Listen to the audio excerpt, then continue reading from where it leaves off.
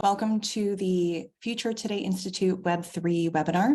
I'm Melanie Subin, and I'm very happy to have you all here today, whether it's morning or afternoon or evening for you, wherever you are around the world.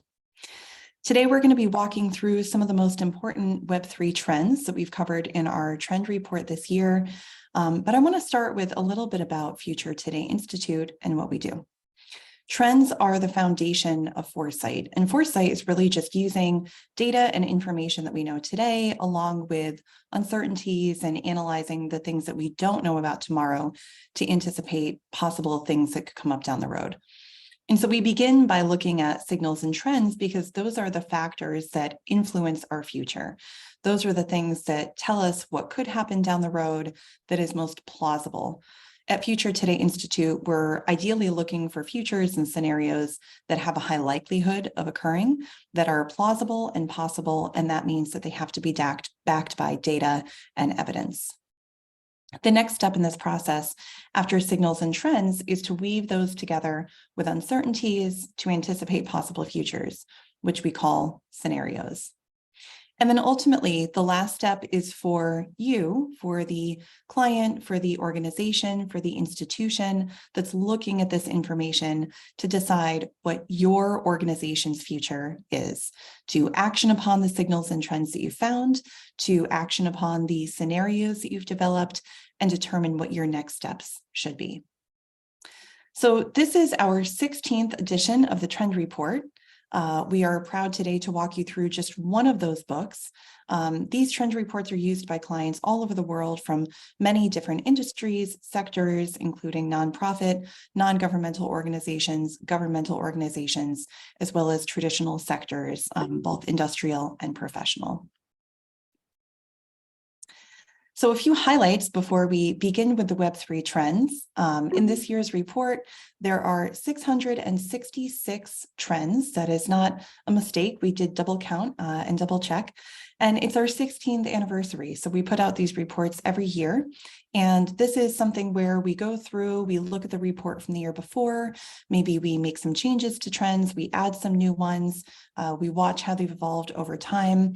And that is all backed by the research that we're doing throughout the year. So this is not a one-time effort. We're looking at information throughout the year and then pulling that into a trend report. We have an anticipated 1.2 million downloads this year based on previous years and the activity that we've seen. And if you haven't already, you can download the full trend report from futuretodayinstitute.com/trends. So as I mentioned, we've broken up this trend report into a variety of different books, 14 to be exact, and these span various different technologies as well as industries. And so today we're going to be going through the technology book Web3, but if you're interested in other industries as well, we cover things like finance and supply chain and logistics. And so you can feel free to join those webinars as well. You can find those at futuretodayinstitute.com/events and sign up. There are many more remaining. If you missed any that we've already done, we're going to be putting those up on the website over the next few days, couple of weeks, so you can go back and catch up if there's anything that you missed.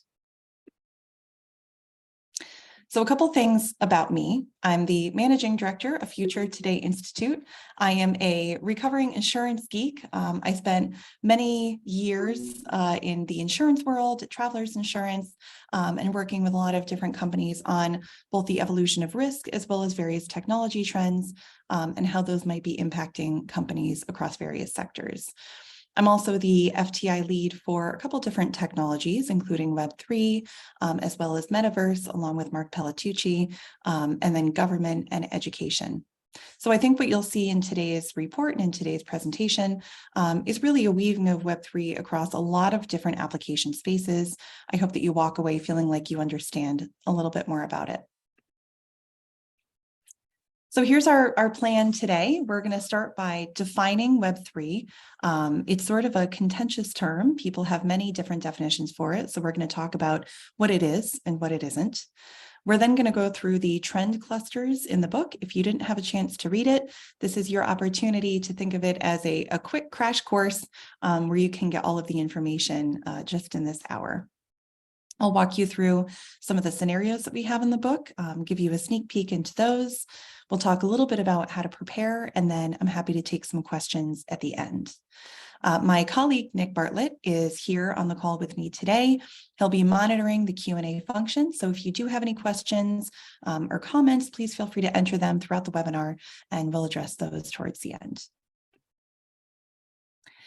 So let's begin with what Web3 is not. Web3 is often conflated with the metaverse, for one, and then with NFTs and cryptocurrency. So I'll take a moment to address this. So the metaverse is sort of a digital overlay onto our physical world, and it certainly benefits from Web3. It uses Web3 heavily. It will continue to use Web3 even more as it evolves and matures. But Web3 is sort of the underlying infrastructure, and metaverse is more of the technology that's sitting on top of it. They're related, but they are not the same thing. NFTs and cryptocurrency are a little bit more closely related. They rely upon blockchain and blockchain infrastructure. And so specifically, they rely upon Web3 infrastructure. But although Web3 does support NFTs and cryptocurrency, that's not all that Web3 does. And so these two things are a little bit distinct. So what is Web3? Here's my attempt at a concise definition, of which I'm sure you can find many more if you were to look online from various different experts. So to me, Web3 is conceptually, because it's not fully scaled or fully realized yet, conceptually, it's a next iteration of the web or of connectivity. And it relies upon decentralization and mechanisms that validate interactions and transactions. And that's what makes it trustless.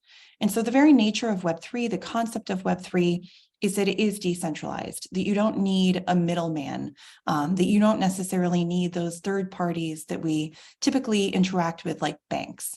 And so these validation mechanisms are what make it trustless. So Web3 is made up of a few different layers. We're going to walk through trends from each of those layers, but I wanted to introduce this conceptually to you first. So layer 0 is the infrastructure. You can think of this as the pipes, the utilities underneath all of the Web3 stack that sits on top of it. These are the sort of base blockchains that are the foundation for everything else. Then in layer 1, you've got protocols. So these are some of the uses of that utility, the uses of the piping that sit just one level above, almost like the pavement in a road. So it's still foundational, but it's one layer above sort of the underground pipes and the underground tunnels. Then layer 2 is utilities. So what we mean by utilities here are things that make use of layer 0 and layer 1. And these sort of sit in between the foundational infrastructure of Web3 and then the things that sit on top of that foundational infrastructure. Then in layer 3, we've got services. These are sort of the APIs, the things that perhaps consumers would begin to interact with. And then layer 4 is applications, right? So these are things where they are grounded in Web3, they're built on Web3, but maybe you don't necessarily see the piping underneath. In our trend report, we refer to layer 4 as the business and the industry layer, because that is really where business and industry begins to make use of Web3. And going back to my initial definition and telling you that these Web3 is not just NFTs and cryptocurrency, in the business and industry section, we're going to talk about some applications of Web3 that have nothing at all to do with financial services. So let's talk about some key insights from this year, some talking points, if you will, if you find yourself at a networking event or a happy hour and you have to have something pithy to say about Web3.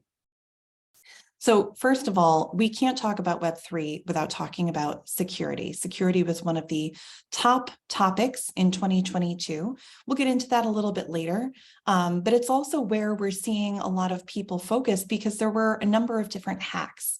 Although 2022 actually performed better in terms of losses, there were many fewer losses in 22 than in 2021. There were still a number of hacks that exposed weaknesses, particularly in layer 0 and in layer 1, in these nascent Web3 mechanisms that really haven't been tested, they haven't been hardened. And so that's where we need to see more investment, more resources go in order for Web3 to become reliable and scalable. There are a number of efforts emerging to use Web3 capabilities for good outside of financial services, outside of existing applications that we've seen. There are examples in environmental sustainability, improved access to data, to information, improved access to food, archiving items of historical importance. And so we'll give you some specific examples of that when we get into that business and industry section. Healthcare, food, supply chain, journalism, energy, these are the spaces that I hope you begin to think about when you contemplate Web3. These are the leading industries that we're going to see expanding Web3 use cases begin to emerge. And I think this is really where the potential of Web3 can be realized. To date, a lot of the focus has been on things like NFTs. Although there was a lot of investment, there were certainly plenty of people scratching their heads at why a cartoon ape was selling for millions of dollars when it wasn't even a tangible asset. Anytime we see a new technology come in, that we're going to see example use cases, we're going to see experimentation. And that's exactly what some of those activities were. They were experimentation with this new technology to see what it could do. But the real potential is in the ability to tokenize intangible assets. And so these industries in healthcare and food and supply chain are where we're going to see real expanding use cases begin to emerge. We're going to get a little bit geeky today and talk about consensus mechanisms. I'll define what those are, but one of the things that you need to know is that the proof of work consensus mechanism is starting to look like it might not be the leading consensus mechanism. Proof of stake is rapidly emerging as the leading mechanism. A lot of that is due to its efficiency, both environmental, but also because of its efficiency, it's cheaper, it's faster, and therefore people can use it and invest in it at lower fees. And so we're beginning to see proof of stake take hold a little bit more than proof of work. And that's a really important distinction in terms of what sort of knock-on effects that's going to have for the computing industry. Using blockchain to track origin and ownership is really the predominant use case, but it's expanding to things like personal data, virtual representations of real-world assets, as well as ownership of real-world assets. We'll talk a little bit today about DAOs, decentralized autonomous organizations, and how DAOs are beginning to take ownership of physical assets, of physical goods, and have very different decision-making power over what happens with those physical goods. Web3 is also changing the way that people interact globally. So there are regulations today that tend to be delineated by geographic location of a specific government or a specific country. Large communities are starting to form in Web3, and they have a comparable level of economic power. We see regulations coming out across the world in various different countries around digital asset management, digital asset ownership. But if regulations ignore the borderless nature of Web3, the fact that these communities are global in nature and do not have a physical border, it might be very difficult to apply any new regulations in real-life settings. And finally, we're going to talk today about regulation that is being developed prior to Trend Report publication. We had some examples from specific countries. More recently, in the past couple of weeks, post-publication, there's been some advancements, some additional discussion, in particular around the Restrict Act, which is the one that you probably are hearing a lot about with regard to TikTok. But we're going to talk about why the Restrict Act and other regulations like it could have huge implications for Web3 and Web3 technologies.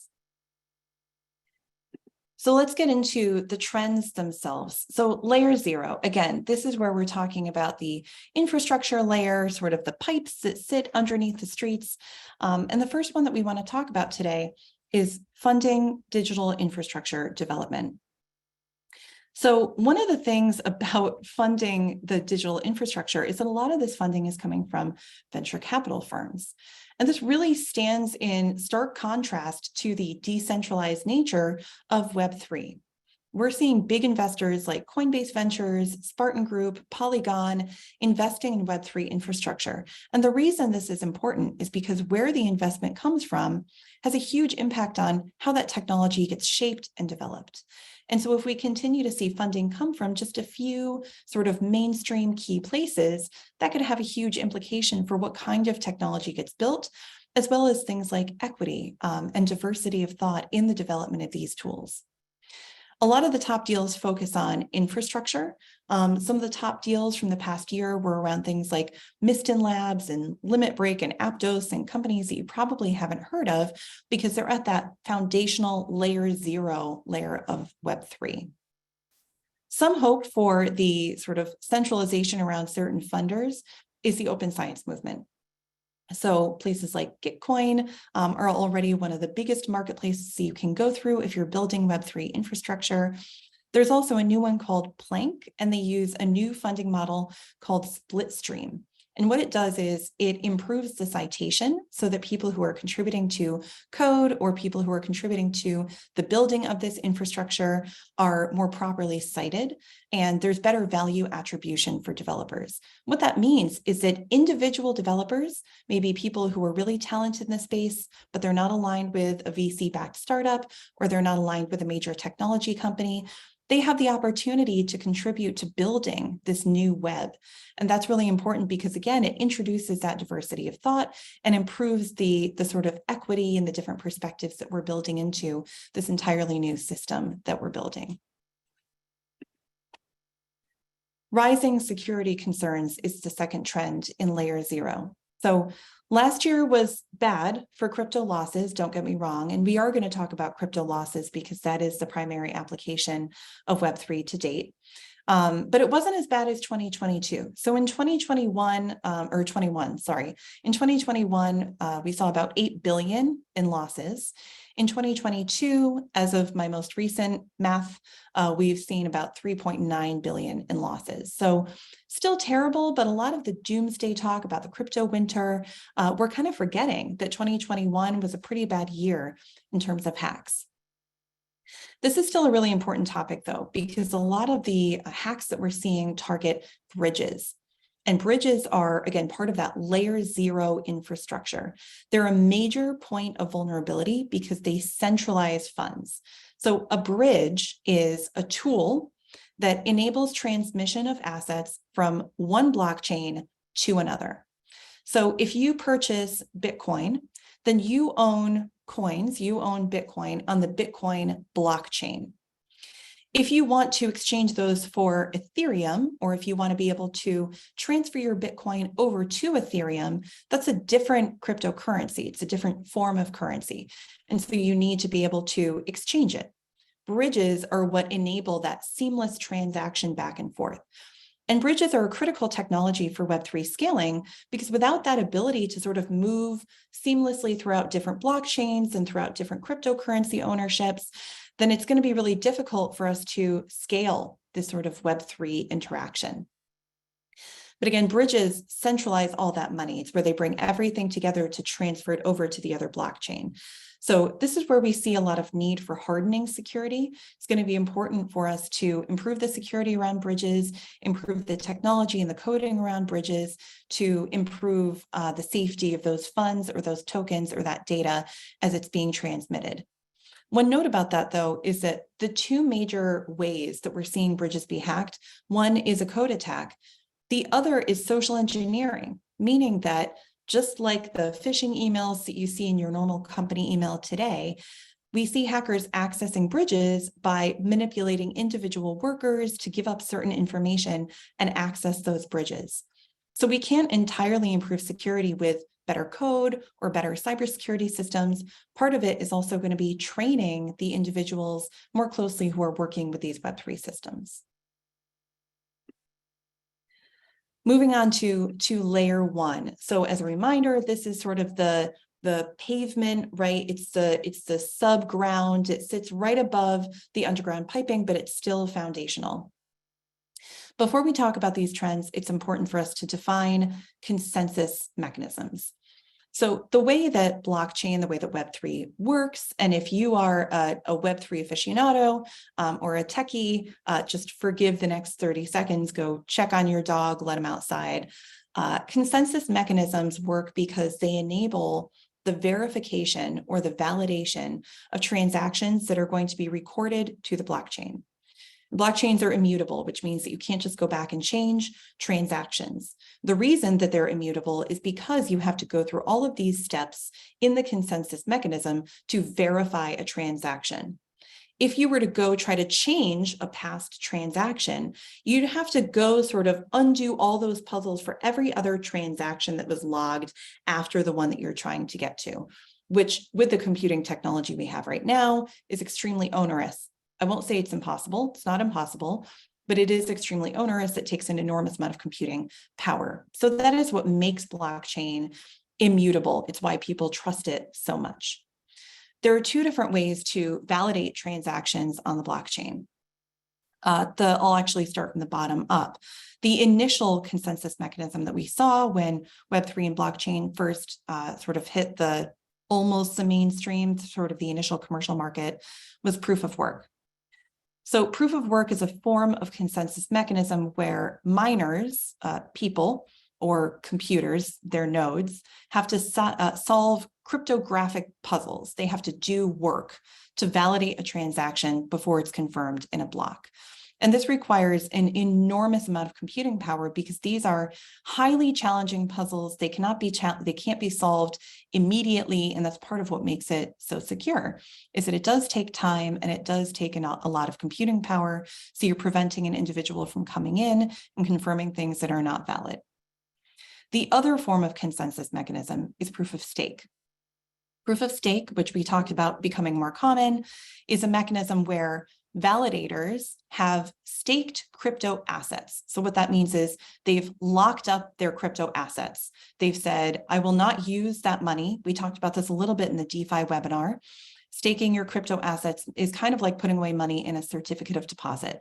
I'm going to put that money there for 6 months or a year. I'm not going to touch it. So validators are staking crypto assets for a certain period of time. They're earning interest or benefits for staking those assets. And then some of those are randomly selected to validate a transaction is accurate. And multiple validators have to confirm the transaction is accurate before it gets placed in the block. So it's a lot more energy efficient. It requires a lot less computing power than proof of work. That's what makes it more energy efficient because it's not using as much energy literally to run those computers, but it also is what makes it a lot cheaper because it's faster and because the individuals validating those transactions don't have to physically own as much hardware. So let's talk about proof of stake solidifying as a key consensus mechanism.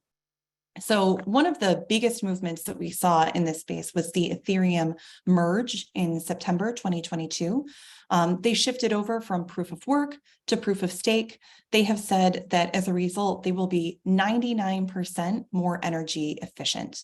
It's going to make them faster. It's going to make them cheaper. It's going to result in lower gas fees, as we call fees in the Web3 or the blockchain world. And we have a lot of other industry-leading blockchains as well that are proof of stake: Polkadot, Avalanche, Cardano, Solana, and BNB.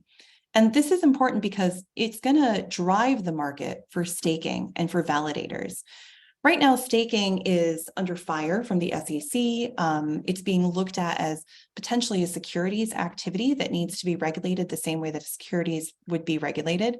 It's not right now. A lot of providers or crypto blockchains are offering staking, and there's very little information about the risk associated with it or what that means. And so we see this sort of contradiction right now where as proof of stake ramps up, we're going to see more demand for staking.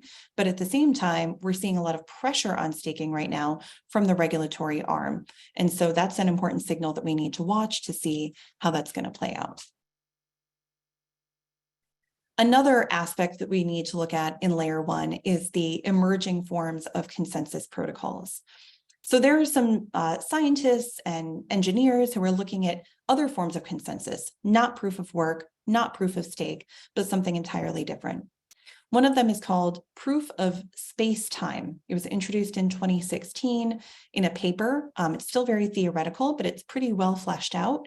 And it allows a prover to convince a verifier that they have spent a certain amount of space-time resource. So for example, they have to be able to prove that they've stored a certain amount of data, that's space, over a certain period of time, that's the time. And it rewards users a little bit differently. It rewards them for storing data on the blockchain for an extended period of time, rather than staking crypto assets for a certain period of time. There's also a paper exploring how to use quantum entanglement to produce blocks or keys. So quantum entanglement is a principle of quantum science. It's a bizarre, counterintuitive phenomenon where two subatomic particles are inextricably linked despite the distance from each other. So they could be literally billions of light years apart in space. But if you did something to one of those subatomic particles, it would impact the other. And this has been used in some experiments. For example, in China, they were able to transmit some data from Earth into a space-based satellite without using any form of satellite internet, Wi-Fi, et cetera. They used it exclusively using quantum entanglement. And so we can see how these new consensus mechanisms are really pushing the boundaries of science, they're pushing the boundaries of physics, but they also have the potential to make things a lot more efficient and also potentially more secure or more reliable. So layer 2, now we're getting into sort of the middle of Web3, that stack that we were looking at. And one of the things that we talk about is personal distributed computing earning models. It's a mouthful. So in short, it's the ability to sell processing or storage power from unused equipment, or maybe just equipment that you have, but it's going to be sitting for a week because you're leaving the house. So this has been going on for years. Berkeley, University of California, Berkeley has a program called SETI, S-E-T-I, at home. People for years have been able to donate their unused computing power towards science projects like analyzing data from telescopes that years ago when it was founded required an enormous amount of computing power that was really difficult for them to aggregate in one space. Now there are marketplaces emerging where you can actually sell this distributed computing power, or storage, whether you use a load team or a Golem network or gamer hash. And this is particularly important because if we do see that shift from proof of work to proof of stake, we will have millions of nodes, meaning hard drives, computers, that are able to do that level of computation that are no longer needed for that purpose because people have shifted over to proof of stake. And it's possible that we'll see those owners of those nodes shift over to this personal distributed computing earning models or distributed storage earning models. If you're in the data storage space, if you're in the cloud space, this is an important trend to watch because we have a lot of computing power out there that we may not need in the same way over the next few years. Digital content provenance and authentication. So this is another trend that's been worked on for a number of years. New York Times famously started up an initiative to track the origin and the authenticity of data by tracking its metadata.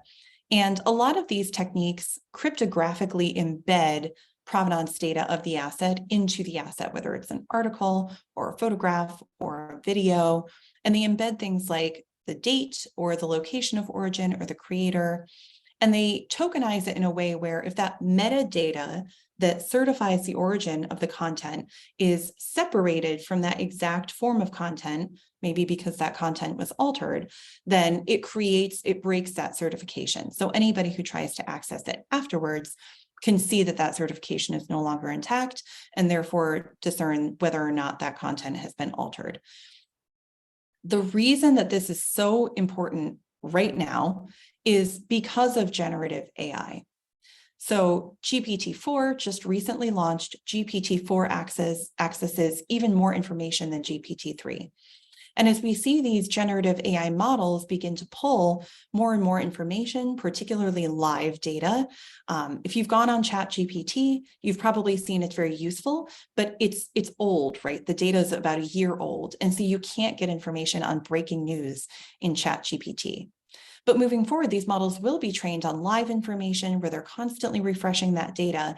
And if we don't certify the provenance of information, then it's possible that we're actually going to bake in misinformation and disinformation into generative AI models, making it almost impossible for us to tell whether what's coming out of that model is accurate or reliable or not.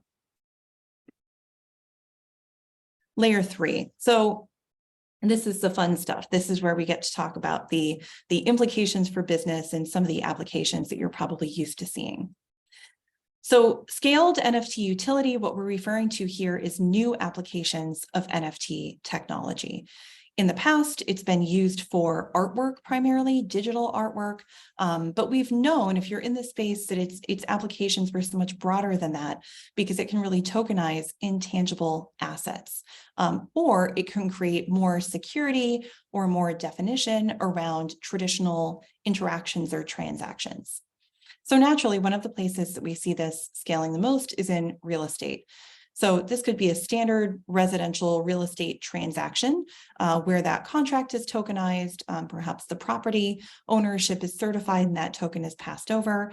But we're also seeing things like fractional real estate ownership. So an individual property being represented by a token, and then that token being broken up so that many different individuals own a portion of that token and therefore own a portion of that property. It's relatively nascent, but it's certainly an interesting application. And I think we're going to see more like that. There are other NFT applications that are used to raise awareness, for example, for climate needs. There's one company called Souls of Nature, where if you purchase an NFT, you then gain access to a metaverse experience, obviously, which is continuing to be developed. But it also donates a portion of the proceeds to an environmental protection fund. So we're starting to see NFTs be used as well for purpose-driven giving, purpose-driven buying, and then lastly, event ticketing. So if you've tried to get tickets to Taylor Swift anytime in her most recent tour, maybe you've come up against the Ticketmaster debacle. This is an active use case for NFTs where companies like SeatGeek are using NFTs to tokenize tickets.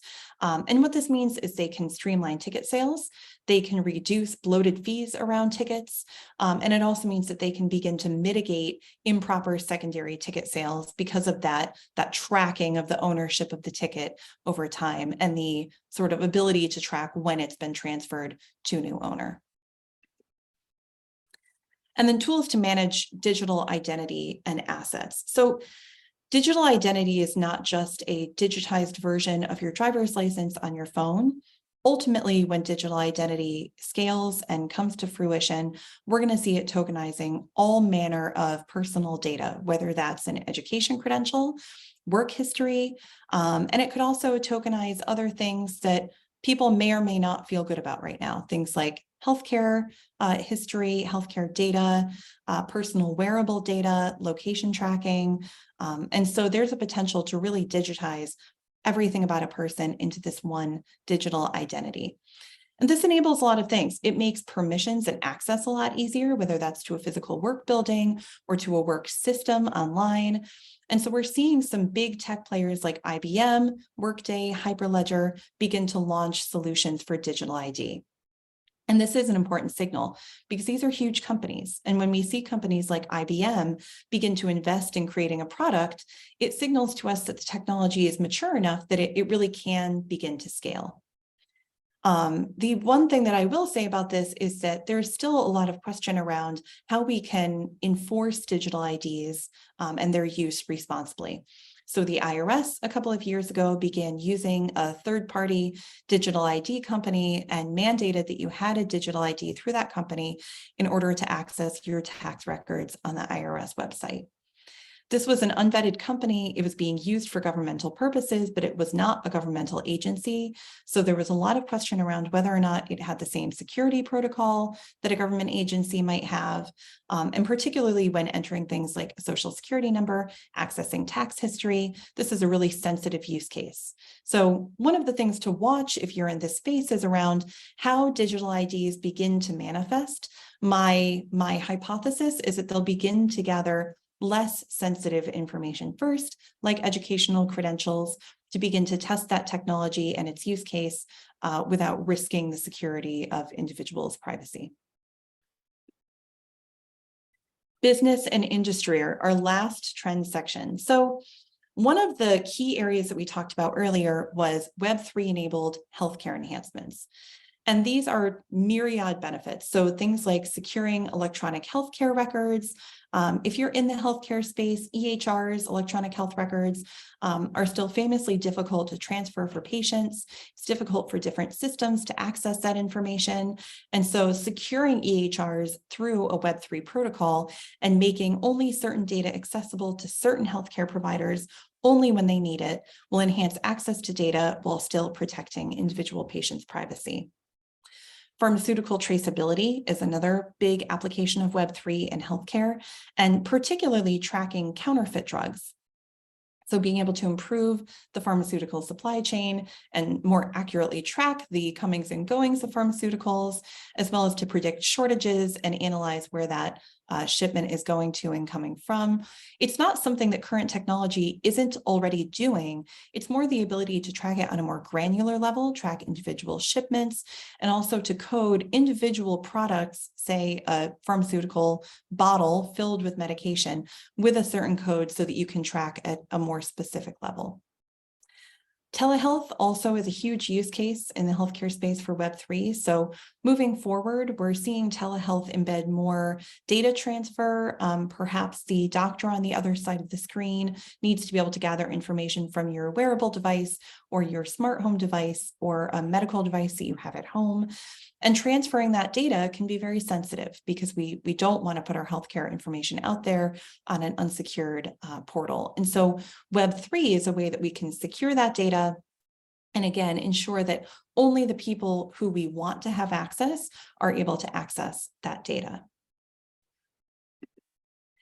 Improved food provenance. So I heard a funny story from somebody at the FDA actually a while back about food safety who said a team of his conducted an experiment. A leader in the FDA took a mango. It's kind of a famous story if you've heard it before. They took a mango, they put it on the desk in a conference room and told their team to source where the mango came from. And so there was a label on it, of course. They could get to the grocery store level. They could see which store it was purchased from. They were able to track it back to maybe the wholesaler, but it took them weeks before they were able to figure out which farm they thought it had come from. Web3 is going to enable even more accurate food provenance and tracking.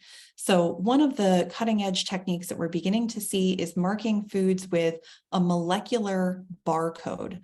So this is literally spraying the food with a barcode.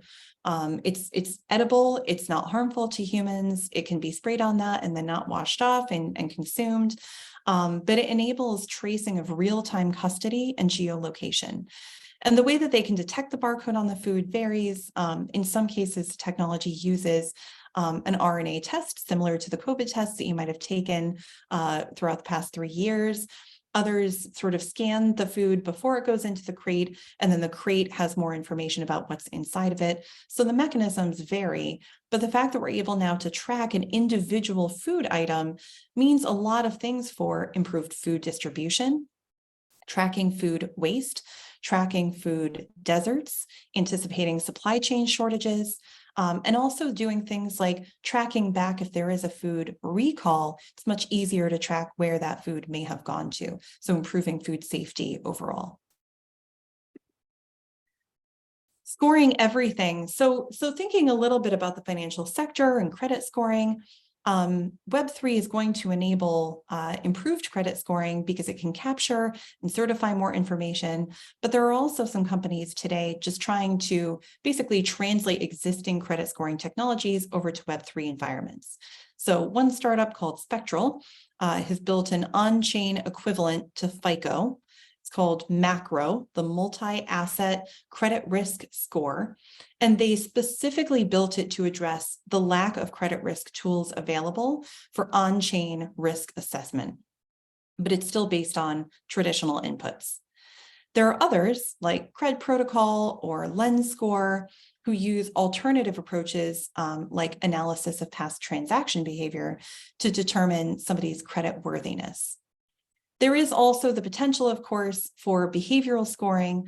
And so there are some startups out there now who are looking to capture things like reputation based on previous online transactions.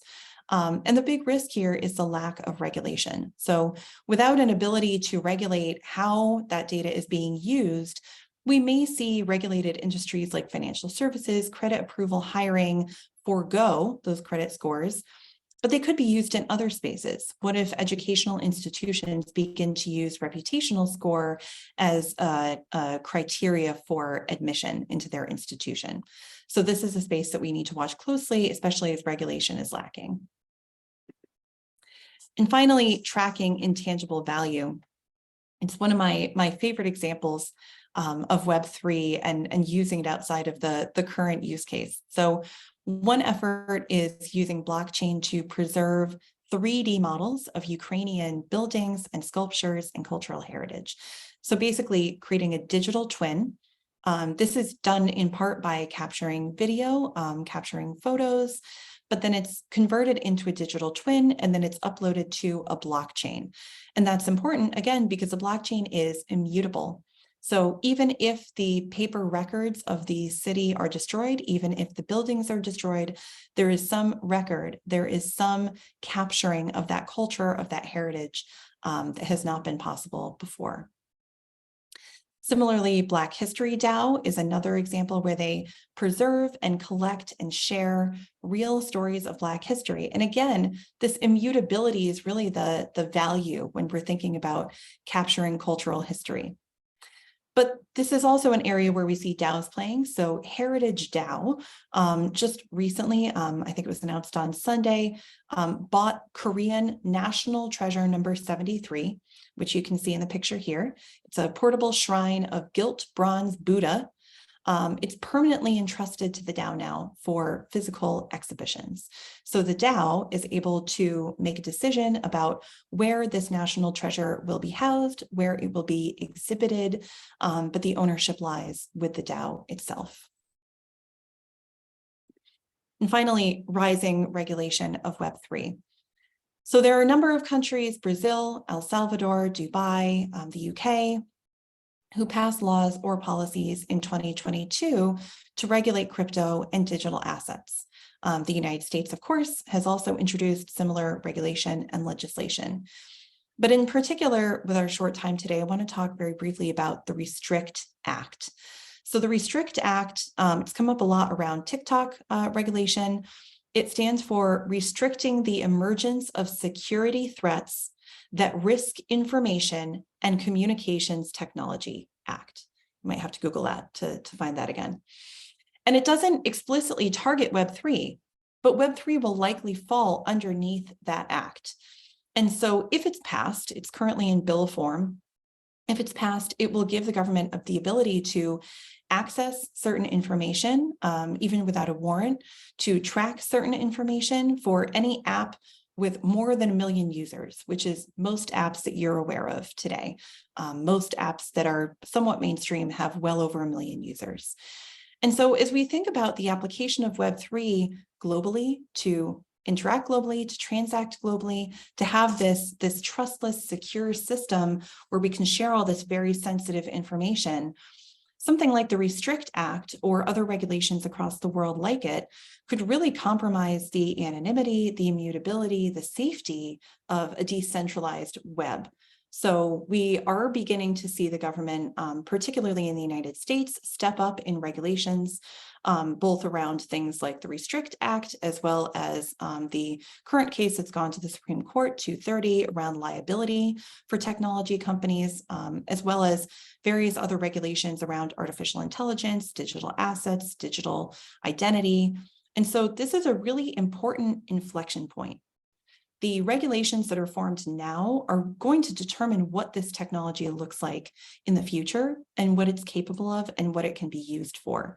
We don't have the answer in terms of what the bill is going to look like when it does get passed, but it's something that you can watch as that becomes law and as it's edited over time.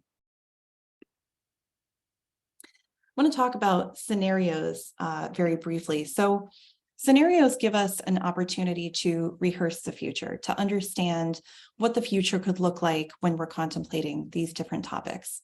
I'm not going to drain the slide for you. You can download the trend report. You can read it if you're interested. But one of our scenarios talks about tokenized credentials and alternative learning, replacing traditional college degrees.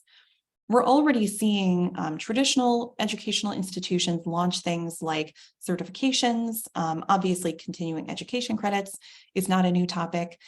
However, the ability to, for example, certify experience to then earn a credential could have a really big impact on what employers are looking for in the future. If they're looking for experience, if they're looking for proven skill sets versus simply a degree in a certain space, then we might begin to see increased credentialing replace or at least augment traditional college degrees. Another is around buildings earning you money. So the premise in this scenario is to contemplate something like an apartment building where there is massive computing power, massive connectivity power, things like 5G installed, Wi-Fi, perhaps a mesh network, and the ability of this apartment building to actually be profitable just by existing, even without the rent of its tenants, whether those are commercial tenants or residential tenants.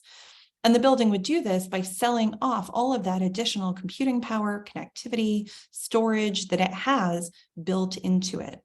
This could also be a downfall for people who live in the building. We might begin to see restrictions on use of building storage, use of building connectivity, because the building actually wants to monetize those assets and sell them outside of just their residence. And the third is talent marketplaces. So we're beginning to see technology emerge within the workplace where individual performance can be tokenized, perhaps accomplishments can be tokenized, promotions can be tokenized, and even individual one-on-one interactions with coworkers. So talent marketplaces could emerge that begin to take all of that data and provide hiring managers with much more accurate information about the potential candidates that they're reviewing to help them identify whether they're a good cultural fit, whether they have the necessary skill sets in place, and whether or not those skills are proven. So how to prepare for the future. We have more analysis in the trend book that you're welcome to go and read, but I would leave you with these 5 steps, and these are specific to the Web3 book. So first of all, I would encourage you to gain more familiarity with Web3 if you feel like that's something that you have not done already. Understanding the technology just at a high level will enable you to discern what trends and what technologies are most important for you, which leads us into our second point. Not every trend will be important or impactful for you. It's important for any organization to look at all the different things that are happening, but then to focus in on the things that they think will impact them the most, or provide them with the most opportunity, or present the biggest threat. And once that's been done, explore white spaces. You might look at how Web3 or decentralization would change the way that your target audience interacts with you, or the way that your business stores data. Then I would encourage you to develop a point of view. Have a point of view on whether or not your business should be playing in this space, how it should be playing in this space, and how you think you're going to be affected over the next few years. And then based on that, develop a vision. Take a look at where you want to be 5 years from now or 3 years from now, and then work backwards from there to know that you're taking the steps that you need to take in order to get to that ultimate vision that you've cast. Here's my last thought that I will leave you with before I take questions. If you're overwhelmed by any technology, whether it's Web3 or Metaverse, I would encourage you to always center back on your application. So I described this the other day as if you were building a new website, you probably wouldn't explain to leadership in your company how you're going to change the code on the website. You would explain what the web page is going to look like. You would explain why you're changing it. You would explain the benefits, but you wouldn't worry about explaining the underlying technology. Similarly, as things like Web3 get a lot of spotlight, a lot of attention, a lot of hype, people feel obligated to be able to explain it. But it's just like explaining underlying Web3 or web code if you're building a new web page. Think more about the benefit for your company or your organization, the applications, the use cases, and don't worry as much about figuring out exactly how that technology would work. Understanding it at a high level will be enough for you to identify those opportunities and threats. And with that, we have a few minutes. Nick, are there any questions in the Q&A? There are, and they're coming through fast and furious. So actually, this one just came in based on what you're talking about right now, and I think it's extremely relevant. The person notes, I'm having a lot of discussions right now with my boss and their leadership about investments we can make in Web3, but everyone is freaking out right now about the metaverse, especially after yesterday where Disney said they're laying off their entire division. So with big companies doing things like that, my leadership is concerned about continuing to invest here. How do I help separate that conversation between Web3 technologies and the metaverse hype? Yeah, it's a great question. And there's also been a lot of leadership concern about Web3 as we saw the crypto winter last fall. What I would say is this: a lot of the layoffs that we're seeing right now, including in Meta also laid off a huge proportion of its team that was focused on the metaverse. At the risk of sounding critical, those are teams that were developed without a vision. There was a vision of what they ostensibly could do, but there wasn't a purpose for it. There was the let's build a metaverse for the sake of building a metaverse. Similarly, saying, let's go get into Web3 because it's Web3, it's just as harmful. I would redirect the conversation with leadership to say, forget about the technology that we're going to use to build it. Forget about whether or not it's a metaverse investment or a Web3 investment. Why are we investing in the first place? What is the technology that we're investing in, and why do we need it? So for example, you might need to invest in technology to create NFTs that you're going to use as tokenized loyalty for your customers. It doesn't really matter if it's, NFT or metaverse. The point is that you're trying to make it easier for your customers to come back to your brand again and again. And then you can pressure test that use case. Does that feel lasting? Does that feel like it's meeting a main need? Does that feel like it's something that is not just cyclical, it's not just a fad? And if it is, then you can be assured that the technology investment you're making is for the purpose of this very concrete use case. If, however, you're like, I don't really know, we were going to invest in it because it seems like everybody has NFTs, we don't really know enough about them yet to know how we would use it, then that might be an example of investing in the technology just for the sake of investing in the technology, which is a good flag to sort of pause, maybe pull back, do a little bit more work on the actual application of it. And in that way, I think your entire organization can feel comforted that you're making an investment in something for a use case that's not going to go away. We have another question here about sustainability and some of the concerns around just power usage, and also kind of dovetailing with that, just the general cost that's associated with using some of these technologies.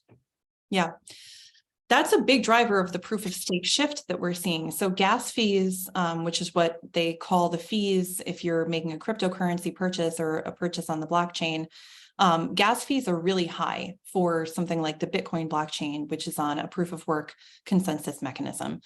Gas fees are a lot lower if you're making a purchase from a blockchain that's on a proof of stake consensus mechanism. So that is the primary reason that we're seeing a push towards proof of stake, is because it is significantly more environmentally friendly. It is significantly more efficient, just in terms of how fast the activity is, how much computing power it requires, and therefore the fees are a lot lower. So we are seeing a shift towards proof of stake. The other thing that I didn't mention today is that we're beginning to see companies that sort of own those big computing centers, those big validation or node centers, doing things like building a data center that only runs on nuclear power, or that only runs on renewable power. And so we are seeing large investments into data centers that are purposefully built to be highly energy efficient. One thing I'll repeat that came up in the DeFi webinar, and I'll repeat it here again, is that some of the attempts of countries to ban mining for the sake of environmental sustainability actually backfired. So China, for example, tried to ban mining in the name of environmental sustainability, and all those miners went to Kazakhstan. So those miners actually had access to much cleaner, much more efficient energy in China. But when they were banned, they went to Kazakhstan and other nearby countries where there wasn't as much access to clean energy. And as a result, mining got a whole lot dirtier. So I think that we really have to think through the next order implications about how to make Bitcoin, other proof of work mechanisms more environmentally sustainable. It's not as simple as just banning them. So I think we have time for maybe one more question. I think it's a good question, but it's kind of funny, so I wanted to end on this. Can I apply some of these tracking technologies to other types of products, or do I have to hide a mango in every single shipment I send out? That is funny. No, that's the beauty of it, is that you can apply it to anything. So we talk a lot in FTI about product passports, digital product passports. And the ability to have every single item that you own have some sort of ownership token or mechanism. And so the beauty of things like molecular barcodes is that they're invisible, they're non-invasive, they don't ruin the appearance or the look of something. And also they don't fall off over time. So those same types of tracking mechanisms can and are currently being applied in test cases on a wide variety of things, from luxury handbags to couches to mangoes. So I think we're going to see that expand pretty meaningfully over the next few years. That feels like a nearer term trend to me. Awesome. So I think we're at time, if you'd like Great. to wrap up. There's a QR code on the screen. If you want to click on that, you'll find the rest of the webinars that we're going to be hosting. I'm sure there are many more questions. Web3 is a big topic right now. If you have additional questions, please feel free to reach out to our company. You can contact us at hello@futuretodayinstitute.com. Thank you all for joining today. We appreciate it, and we hope that we see you again soon on the next webinar.